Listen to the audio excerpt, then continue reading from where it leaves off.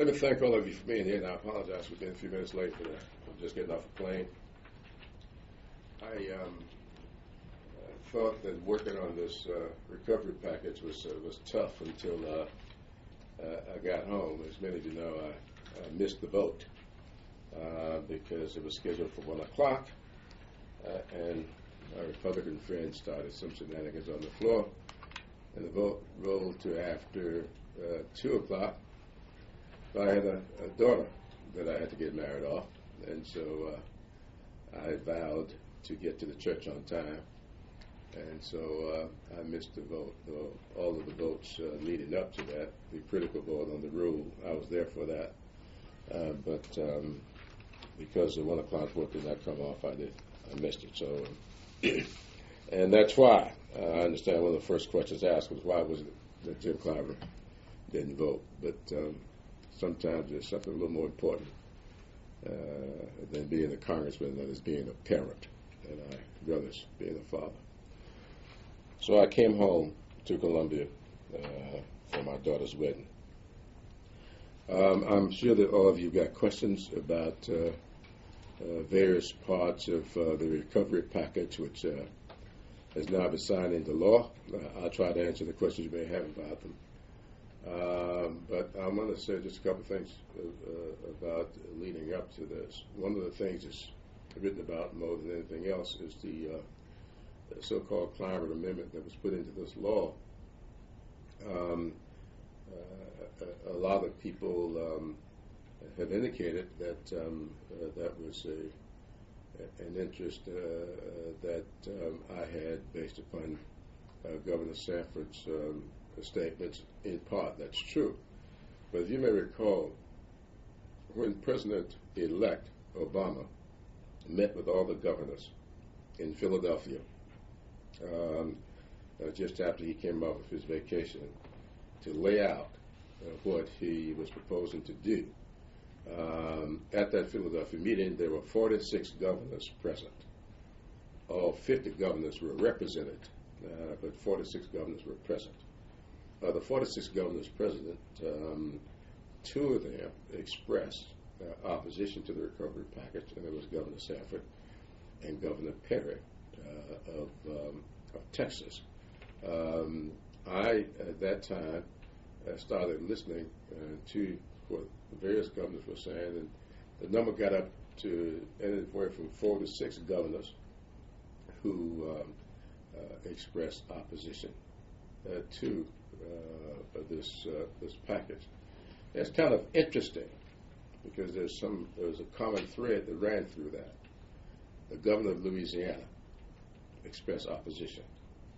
Louisiana has the highest African American population in the country. The governor of Mississippi expressed opposition. The governor of Texas and the governor of South Carolina, these 4 governors represent states that are in the proverbial black belt. I was particularly insulted by that. And so this was a much, and I said time and time again, this is an issue much broader than South Carolina and much bigger than Governor Sanford. And to have the governors from these 4 states not wanting to participate in the recovery. We know that here in South Carolina, unemployment is 9.5%, 3rd highest in the nation. We know that when you look at the unemployment figures, we know where the people were hurting. And so this effort on my part was to make sure that these legislatures, and I worked with them. This wasn't anything I was doing on my own. I came home, I met with leaders of the South Carolina General Assembly on 2 or 3 occasions, with Hugh Letterman, who chairs the Senate Finance Committee. I had extensive telephone conversations with the Speaker of the House, Bob Harrell. And of course, I might add, Bob Harrell initiated the phone call to me. And then I spoke with Senator Glenn McConnell, and I worked with, had a meeting with the directors of the councils of government.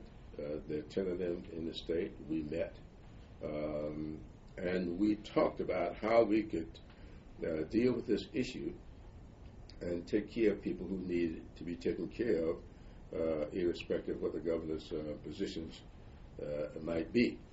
Then I went to Mississippi for another issue, but I got a call from the Speaker of the Mississippi House of Representatives asking if I would come to Mississippi a couple of hours earlier than I was scheduled to be there, that he would like to sit down and talk to me about what I had in mind. I went to Mississippi a couple of hours earlier, sat down with the Speaker of the House and all of his leadership team, and worked with them developing the wording for this amendment. I was on the phone and met in person with representatives of the Texas legislature on this issue. So this was not an issue that I was offering some kind of a lock on. I consulted with all these people to make sure that what we were doing would meet with broad approval. And I think, I'm told, the Texas legislature went so far as to incorporate the quote-unquote Clyburn Amendment in statute, in Texas statute, in order to address these issues.